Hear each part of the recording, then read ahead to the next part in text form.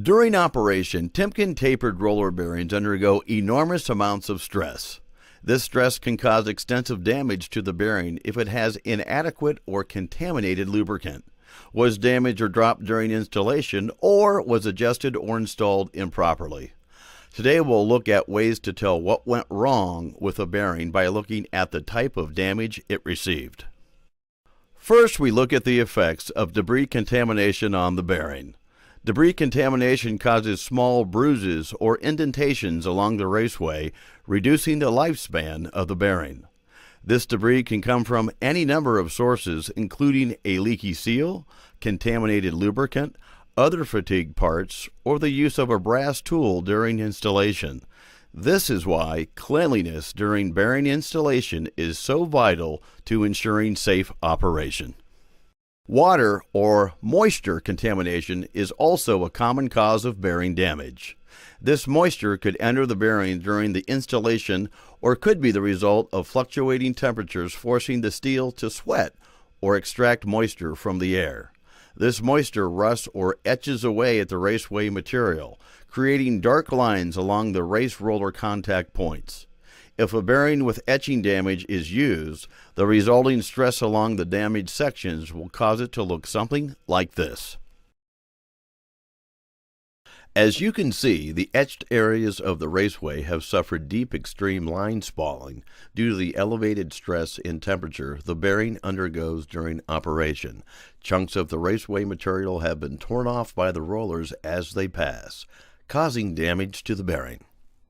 We don't like to see it happen, but we know that no matter how careful you are, sometimes a bearing is going to get dropped. If this happens, it is important to immediately examine the bearing for damage or deformation to the cage component. The damage shown in this picture is an extreme example, and a lot of the time the damage is not so obvious. For closer examination, you can place the cone assembly into the cup, giving you an accurate reference point for spotting potential damage. Anytime you damage the cage, we recommend discarding the bearing in favor of a new one. This picture shows another possible result of cage damage. This damage, however, isn't the result of a dropped bearing. What happened here is that during the installation process, the operator made contact and pressed down on the front face of the cage, causing it to spread or expand. This forced the cage into contact with the cup during operation, causing drag that skewed and deformed the cage, ruining the bearing. Using the proper tool during installation is vitally important. If the tool is made of a harder steel than the bearing components, it can cause deformations in the raceway that will result in spalling under the stress of operation. This is why we recommend the use of a mild steel bar, 1020 to 1040 drift, while handling our bearings. Inadequate lubrication, either from a lack of shortage from lubrication, the use of improper lubrication, or worn-out lubrication can cause heat or welding damage similar to what you see in this picture. The damage will typically show up first along the large rib of the cone and the larger ends of the roller components.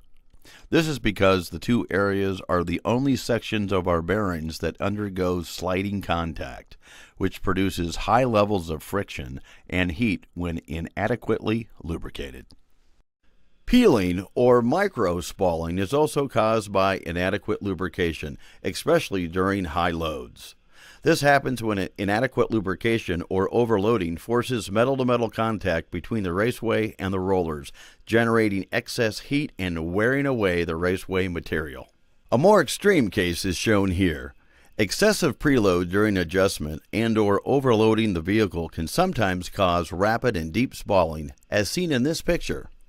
The enormous stress on the bearing caused by this excessive load heats the bearing to extreme temperatures, softening the material and allowing large chunks of material to be torn from both the raceway and the individual rollers.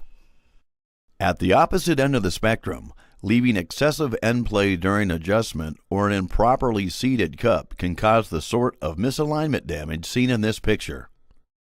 Excessive end play beyond our recommended 0.005 inches amount can allow the hub to rock back and forth during operation.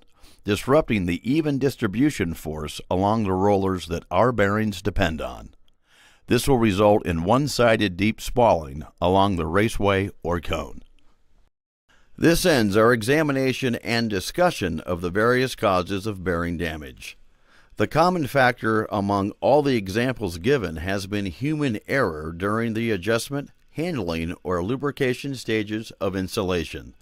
This is because human error is the single most common cause of bearing failure.